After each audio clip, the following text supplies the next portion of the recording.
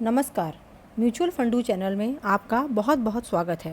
Franklin Templeton debt fund scheme closure में जो next update आया है वो 22 मई 2020 को आया है, जिसमें फ्रैंकलिन टेम्पल्टन डेट फंड्स द्वारा इन्वेस्ट किए गए एसएल इंफ्रा एनसीडीज़ डिफ़ॉल्ट कर गए हैं और उन्होंने अपना पेमेंट नहीं किया है। एसएल इंफ्रा डेट इंस्ट्रूमेंट्स की मैच्योरिटी 22 मई को थी। इस तरह की रिपोर्ट मनी कंट्रोल में छपी है। फ्रैंकलिन टेम्पल्टन ने इसके बारे में एक अपडेट इशू किया है। आइए चलते हैं और पढ़ते हैं उस अपडेट में क्या इन्फॉर्मेशन है। इसमें वो बताते हैं कि उन्होंने 0% एसएल इंफ्रा सीरीज़ 20 मई 2020 और 0% एसएल इंफ्रा सीरीज़ 20 मई 2020 एनसीडी इश्यूज़ में इन्वेस्ट किया था, जो कि एसएल इंफ्रा प्रोजेक्ट्स लिमिटेड ने इशू किए थे। एट मैच्योरिटी, जब इन एनसीडीज़ यानी नॉन कन्वर्टेबल डिबेंचर्स की मैच्योरिटी आई तो issuer means SL infra projects was unable to meet the maturity obligation. तो जो एसएल इंफ्रा प्रोजेक्ट्स था वो उनके मैच्योरिटी ऑब्लिगेशन को मीट नहीं कर पाया। आगे वो लोग लिखते हैं कि these NCDs are currently fair valued at 92 crore in our portfolio. तो करेंटली उन्होंने अप्रॉक्सीमेटली 85% का हेयर कट लिया है, यानी कि जो उसकी एक्चुअल वैल्यू थी एनसीडीज़ की उसमें 85% की वैल्यू को मार्क डाउन कर दिया है, कट कर दिया है और सिर्फ 15% वैल्यू को ही रखा है।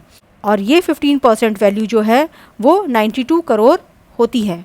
आगे वो बताते हैं कि जितने भी एनसीडी हैं जिनका पेमेंट नहीं हो पाया है ये सभी बैक्ड अप हैं, यानी इनके अगेंस्ट कोलेट्रल दिया गया है। और किस तरह का वो कोलेट्रल है? Pledge of listed shares of Zee entertainment enterprises. जो जी एंटरटेनमेंट एंटरप्राइज लिमिटेड के शेयर्स हैं उनको प्लेज रखा गया है। डिश टीवी इंडिया के shares, unlisted shares of SL infra projects limited and personal guarantee of Subhash Chandra and corporate guarantee. Subhash Chandra की तरफ से पर्सनल गारंटी और कॉरपोरेट गारंटी भी यहाँ पर दी गई है। आगे वह लिखते हैं कि इस इवेंट से जो फंड्स की नैव है उन पर कोई भी फ़र्क नहीं पड़ेगा, क्योंकि उन्होंने 85% की वैल्यू को ऑलरेडी ही मार्क डाउन कर दिया था। आगे वे कहते हैं कि उन्होंने एक लीगल काउंसलर को भी अपॉइंट किया है जो कि उनके साथ एक्टिवली काम कर रहा है, ताकि ऑल नेसेसरी एक्शंस लेकर जो रिकवरीज हैं उनको मैक्सिमाइज़ किया जा सके। इट मीन्स अगर मार्केट में बेचना है तो उसे बेच सके। आगे वे कहते हैं कि वे इन स्कीम्स को कंटिन्यू मॉनिटर करेंगे। इस टेबल में आप देख सकते हैं कि उन्होंने वैल्यू दिखाई है कि जो एसएल इंफ्रा प्रोजेक्ट्स के एनसीडीज़ की वैल्यू है वो 4 स्कीमों में कितनी है। फ्रैंकलिन इंडिया डायनेमिक एक्रूवल जो फर्स्ट फंड है उसमें मैच्योरिटी वैल्यू 24 करोड़ है और उसकी at present market value 4 crore कर दी गई है। Franklin India credit risk fund की में मैच्योरिटी वैल्यू 103 करोड़ थी, जो कि मार्क डाउन करके अभी उसकी मार्केट वैल्यू 16 करोड़ है। Franklin India short term income fund, इसकी वैल्यू 195 करोड़ थी, जो कि मार्क डाउन करके 29 करोड़ कर दी गई है।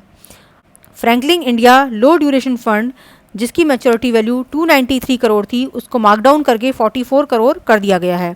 इस तरह से अगर एसएल इंफ्रा प्रोजेक्ट्स टाइम पर अपने एनसीडीज़ का पेमेंट कर देता तो 616 करोड़ रुपीस इन स्कीम्स में आ जाता, मगर उन्होंने इनका पेमेंट नहीं किया है तो मार्क डाउन करके इनकी वैल्यू को अभी 92 करोड़ में एक्सेस किया गया है।